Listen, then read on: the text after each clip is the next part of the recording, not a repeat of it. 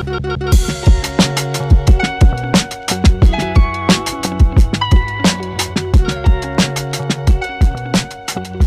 I'm Matthew Hersberg.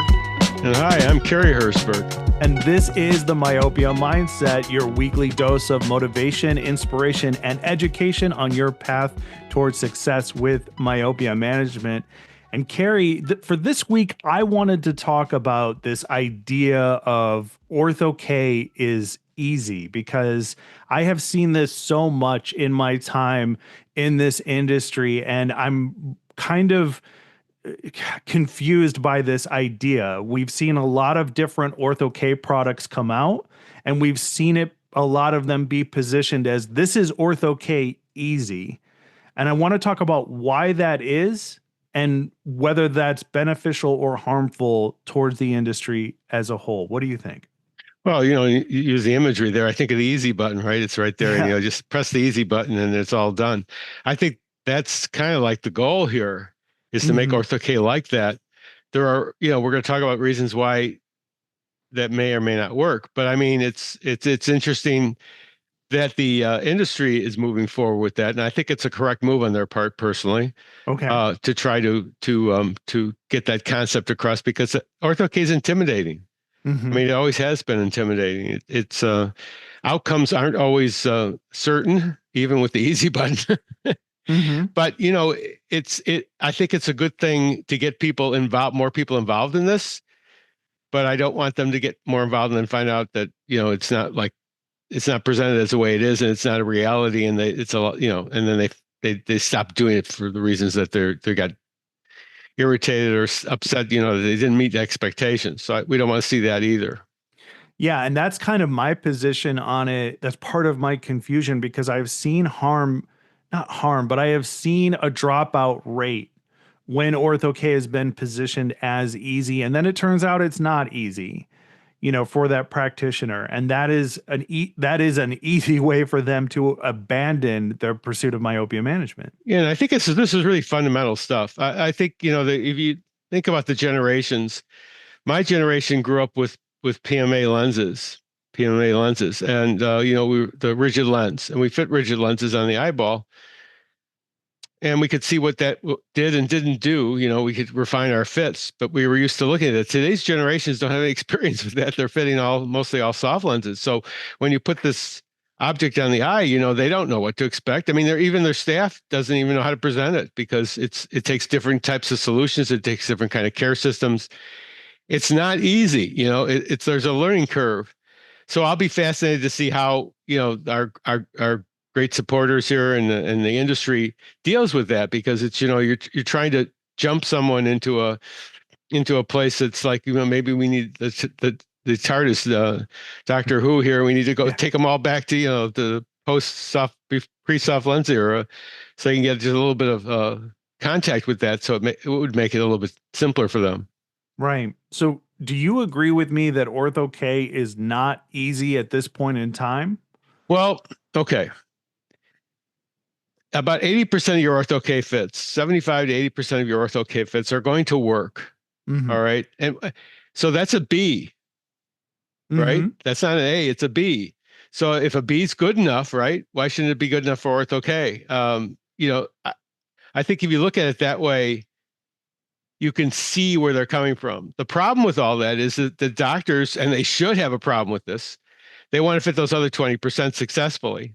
And after they do this enough, they want to have that 80% be as good as they can make the 80%. Some doctors aren't like this. There's a group of us that are just nerds with this thing, and we want to do the best we can. And if you're talking about myopia control, you can generate higher levels of myopia control with custom fitting. That's been, Eddie Chow did a groundbreaking work on that. So there's where the conundrum starts. I've seen topographer companies come in as an example and say, all you need to do is capture 70% of the cornea, and that's sufficient. That might be for a soft lens, but a custom fit lens like an Ortho-K lens, that's not good enough. Okay, you got to have 90% or more. So I think that's where we kind of like lose this divide in a bit. And, we don't want to see what, both you and I witnessed with the ability overnight. which was Yeah. the fact that, basically doctors and their staff weren't taking good enough topographies for a topography-based system. Right. And the lens would often be a problem because the topographies weren't good enough. Not the lens fault the lens at all, but just the capture of the topography. So this is a really complex subject. And I don't know if you Yes. can answer this with a hard or easy thing. In one respect, I love the easy aspect because I love to get more doctors involved in doing this thing and grow the community. On the other aspect, I don't want them to look around and say, you know what, this wasn't what I anticipated. I'm not going to do this anymore or fail at it. So we don't want to be there. So, but the good news is that a lot of these new systems that are coming out are pretty darn good. I mean, they've done a heck of a job, and we can talk about that at another podcast, name names, Right. take prisoners, basically, name names. So that's where I have, that's where I have my problem with this is Yeah. basically, we have a subject like Ortho-K, which intuitively is not easy because you're dealing with doctors, ECPs that have not been educated in fitting rigid lenses and have no clue. One of the greatest fun times I have is with doctors that start to grow in this, and you can teach them how to get better at it. I mean, that's really a lot of fun because then they can just, that's like you see the light bulb go on, right? And they said, you can do this, but you can do so much more with it. When we both have had experience with watching doctors run with it, and Yeah. a lot of those doctors are a who's who now, where people go to for information. They That's true. started out with That's true. giving them this little carrot that they ran with, and watching them Right. grow. So I think that's one of the most awesome things that I enjoy from working with doctors. That's a great point. You and I have been around long enough to be a part of the, not a part of it, but be able to view the origin stories for a lot of these docs who Yeah. are big names now or are rising stars. Yeah. And, I think that like ultimately that's what this podcast is trying to produce. That's what I want us to do. That's the inspiration part of it. We have been Mhm. maybe I should say we have been a part of it, through Vision by Design, the Oh yeah. AAOMC, and then in your case specifically being directly involved in the what would be the formation years of a budding orthokeratologist. You've contributed to the careers of so many who I know you cite you lost as a direct, part of their thousands. success. So, you know, uh, but I want to go back to when you mentioned ability overnight because I worked as a clinical sales consultant with Johnson and Johnson for 2 years with the Ability Overnight lens. That is a lens that had a 90 to 95% first fit success rate. And that is a pretty awesome thing to be able to put in front of your prospective customer. Hmm.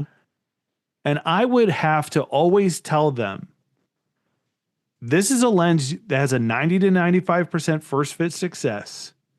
But we need to understand the pillars, the things we need to do in order to get into that range of success. And it's all the things we know, right? Right. Immaculate topography, you know, diameter, all of these essential Ortho-K things that will improve your success no matter what lens you're using. You do these things correctly, your success goes up no matter what, in my opinion.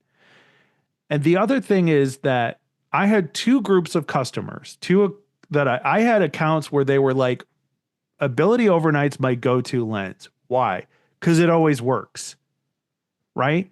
And then I had accounts where like, this lens sucks. I don't like it. I don't know Yeah. what's happening. And if I were to put these two categories next to each other, 90% of the time, the accounts that were successful with it were doing the things that we outlined, and the others were not. And that was the clear differentiator between success with that lens. And I Well, don't call any of that easy. no. And the thing too is I really love the concept. And I Mhm. love the concept of a lot of these new designs that are coming about. Yeah. And I think we need to just share that with our audience at appropriate times because there's some amazing stuff coming out. And it's really, those are awesome products. But I enjoy the idea of being able to say, with this software, you can become, you can be fitting lenses that usually what happened in the past was many of us doctors have a learning curve. We'd have to learn how to do this.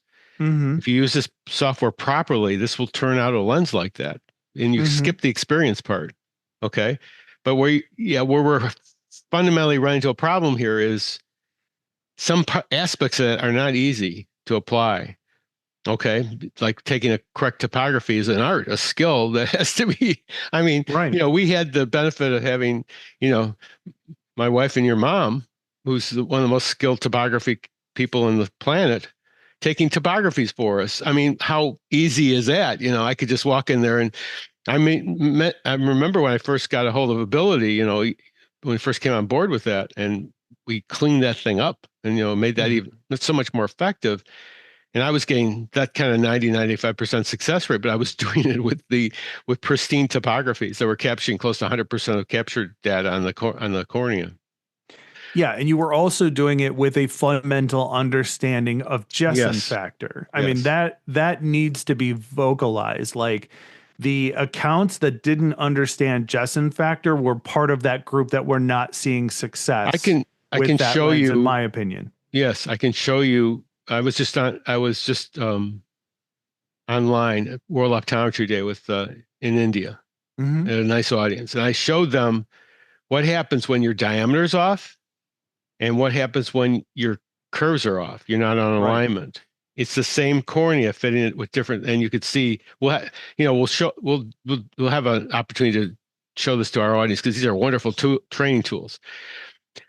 Basically, getting away with the idea that there is really one ideal diameter and there's one ideal curvature. That's Bill Burke's whole concept. That Bill never got to Mm-hmm. in any of his lectures with. Still Unfortunately, waiting he to never hear got to about it. that point with any of his lectures with the Academy. But there is a lens fit for that eye. And if you're off of that lens fit, like for instance, diameter simply, if your diameter is too large, it's too tight. If your diameter is too small, it's too loose. It changes everything Mm-hmm. about that fit. And to understand that, and then to take that and use it, there's a learning curve there. Yeah. Even with an easy tool, there's a learning curve to understand what that means. And yeah, you could underfit a diameter, and you could do this or that with it, and it may even work.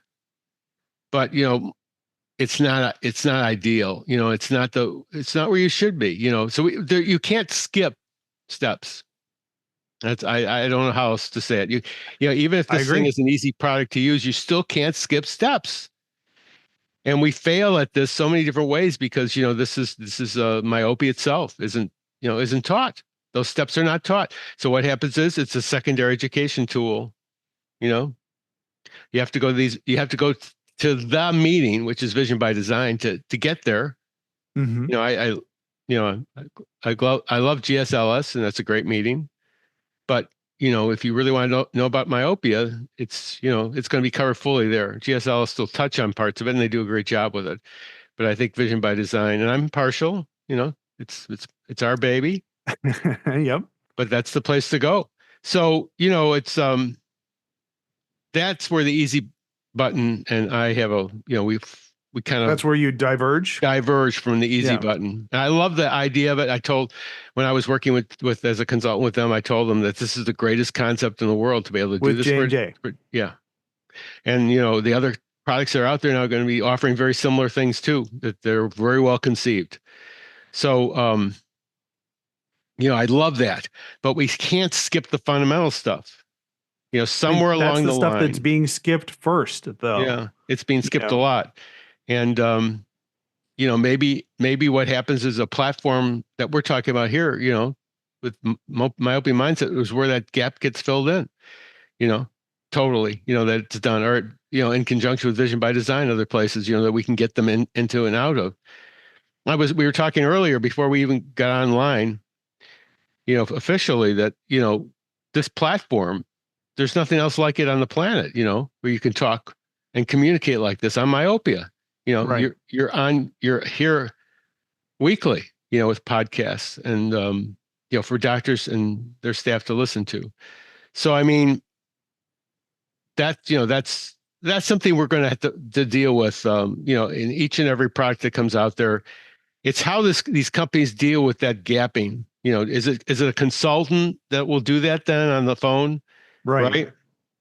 Yeah. And how far is that going to go far enough to answer that query? I mean, Paragon had years of experience with this, and their great staffs of trying to simplify that, and they did a pretty nice job of it. You know, Yeah. Love that product, and so it's just we're going to have to be prepared for that somehow. That you're going to have to teach doctors how to fit the lens.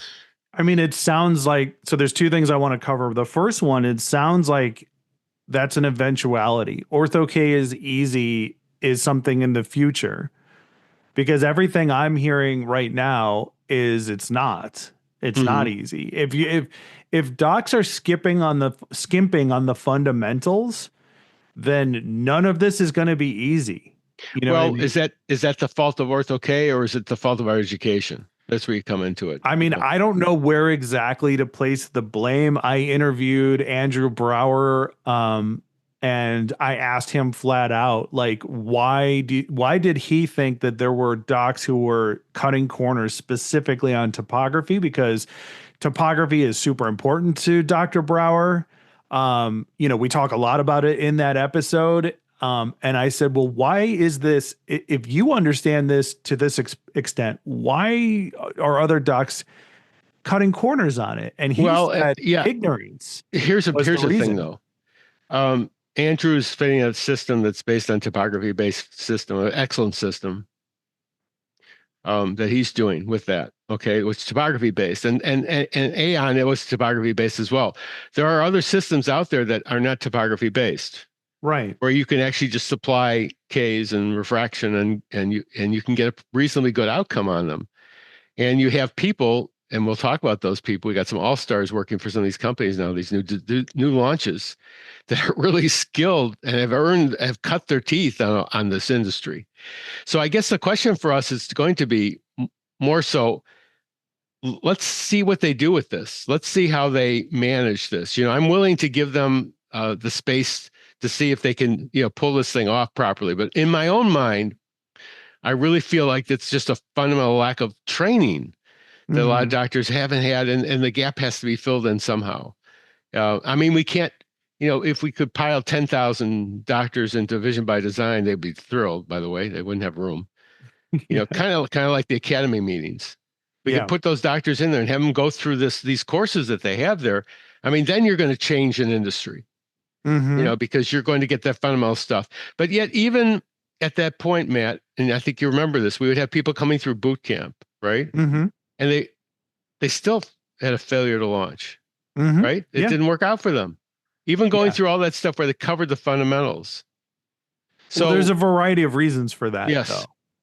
Like that's the thing about myopia, and this was my second point, is like, I don't know if anything can be easy in myopia, because so many things are rabbit holes within rabbit holes within rabbit holes. Here's a perfect example. You may go to Vision by Design and have the best weekend of your professional life, or best week of your professional life.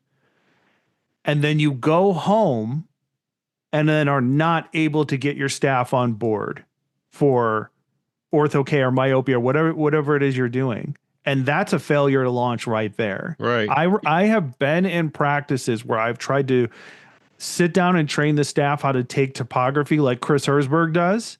Yeah. And it is not working. They are not invested. And I've had to okay, we're going to take a break. And then I pull the doctor aside and I say, hey, if they don't get this down, you're going to have to take the images yourself. Can you help me out here? And the doctor looked me right in the eye and said, look, if they don't want to do it, this isn't going to happen. I was like, well, then what am I doing here? Like, why am I here?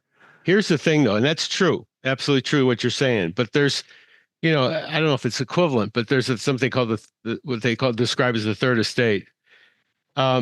You have experiences that, and hopefully you'll be talking about some really exciting stuff that's coming on. You and I have discussed this already, and hopefully this will, be in coming episodes that we'll be able to share this. But there's the industry itself is stepping up here finally. And there are some things that they're doing that make doctors, I mean, the concept of myopia, we talked about myopia being an education thing. I've heard some pretty exciting stuff from you about what's coming. And I hold, I'm always eternally the optimist. Yeah. The glass is always half full, at least. It's never half empty. That's just the way I look at life. And, yes, there's an end game for me. I'm sure my glass is going to have plenty of holes in it, and then it's a game over, But until that happens, no, that's the way I look at things. So that we have that industry here it's going to play a part. And already some of the things I'm hearing from you I'm excited because they're going to aid in this job that we're talking about this, and maybe make this job a lot easier for the practice to make that jump, Yeah. And I think we're going to be talking about this more and more in the future, and talking about challenges that are ahead for us. But I remain positive that we can fill those gaps in. That the things we're talking about, that that will happen. I remember back in the day, we had before touchscreens were in. This one company came out with a touchscreen system. Okay, and so the patient would come in and do a questionnaire before we took them into the office. This was really an exciting product. And so they would ask the vocational questions. They'd ask all these other things of them, and we would use that to fit second and third pairs of glasses, multiple pairs of contact lenses. Everything you could think of. It was a great driving force for that, but it never took off. Okay, the company couldn't make enough money at it, and they went out of business.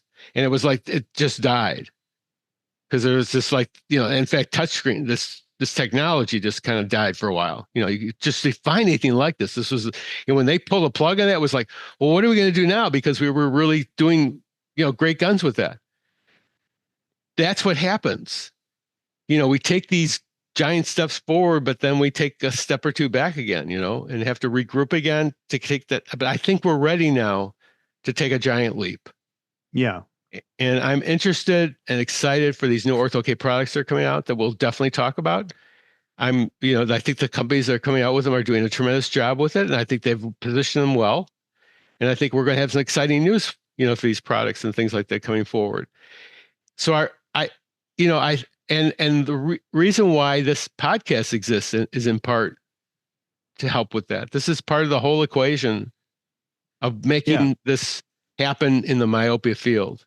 So I think the reason why this podcast exists is because I've had the benefit of having these kind of conversations, not just with Carrie, but with all sorts of people in the industry.